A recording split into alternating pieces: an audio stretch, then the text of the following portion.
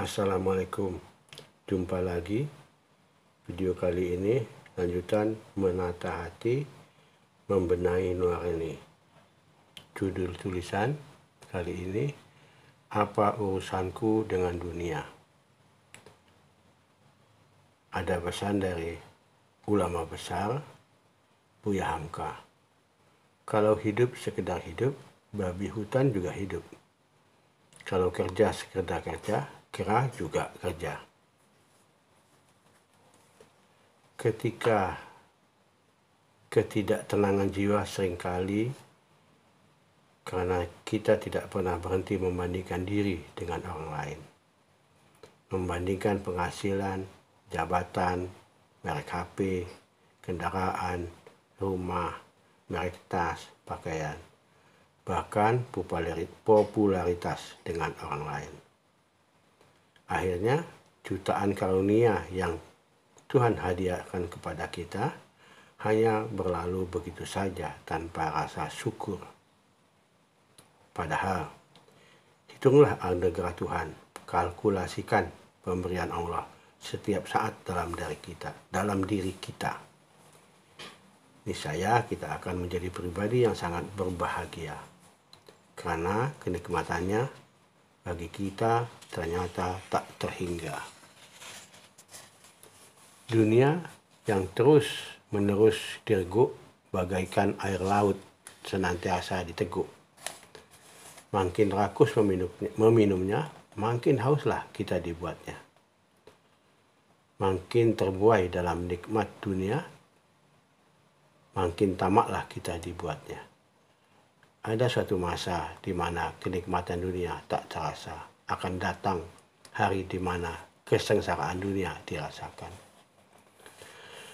Kelak pada hari kiamat akan didatangkan orang yang paling senang hidupnya di dunia dari kalangan penghuni neraka. Kemudian ia dicelupkan ke neraka sekali celup.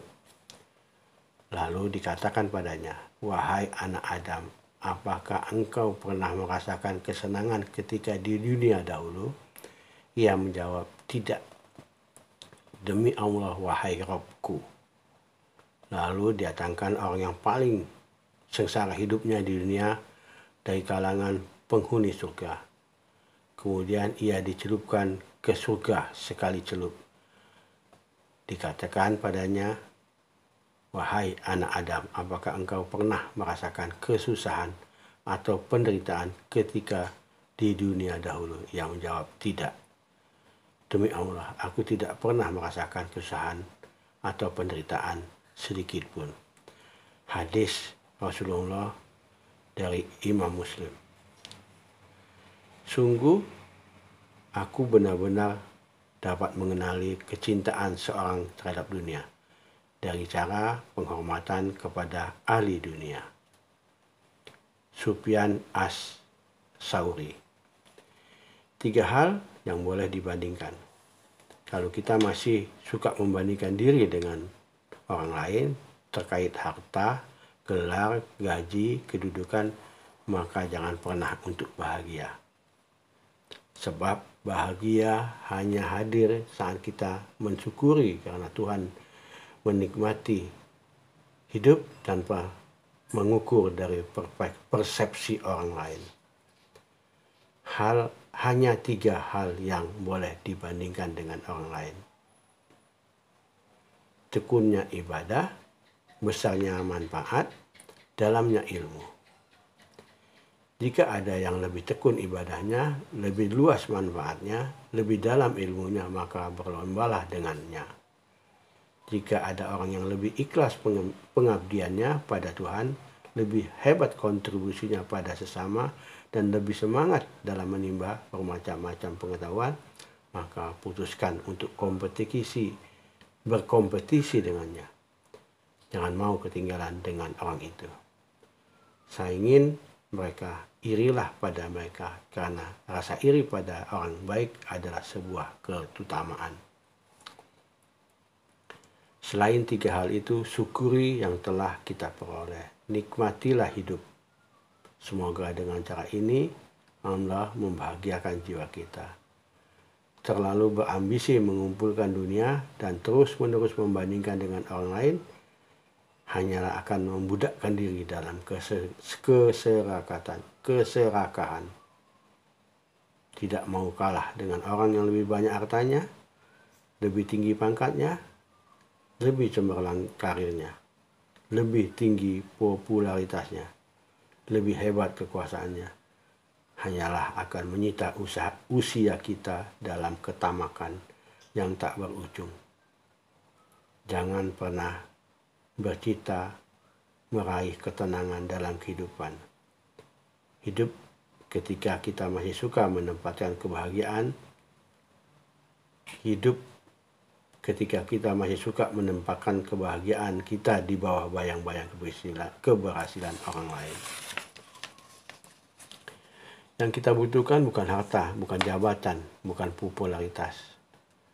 Untuk tetap merasakan kebahagiaan di dunia yang sudah carut-marut ini.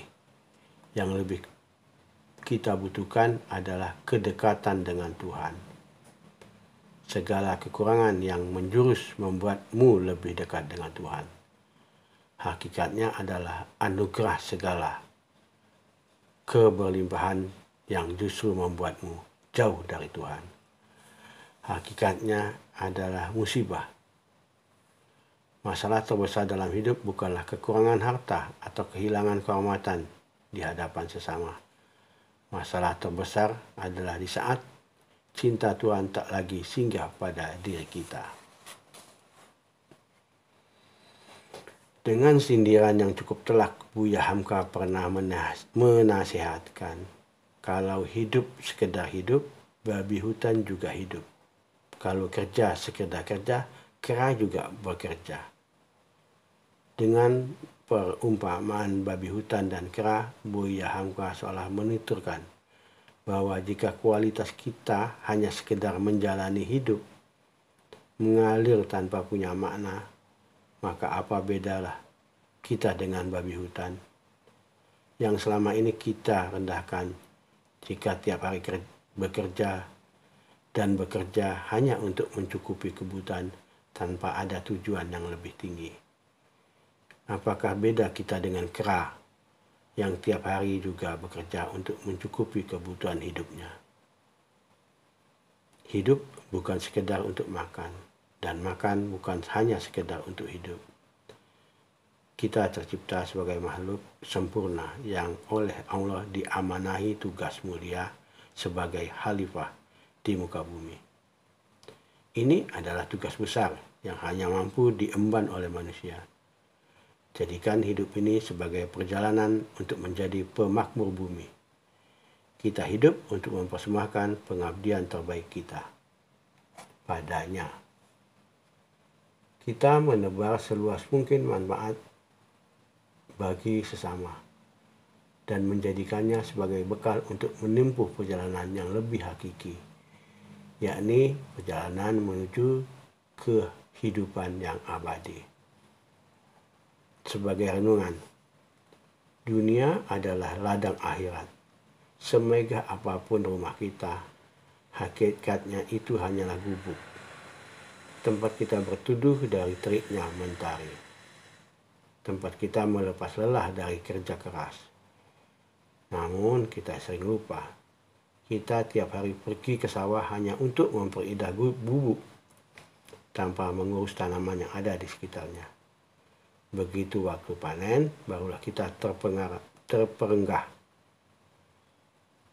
dan menyesal betapa bodohnya kita yang tiap hari hanya hidup mempercantik bubuk, sementara tanaman tak pernah terurus.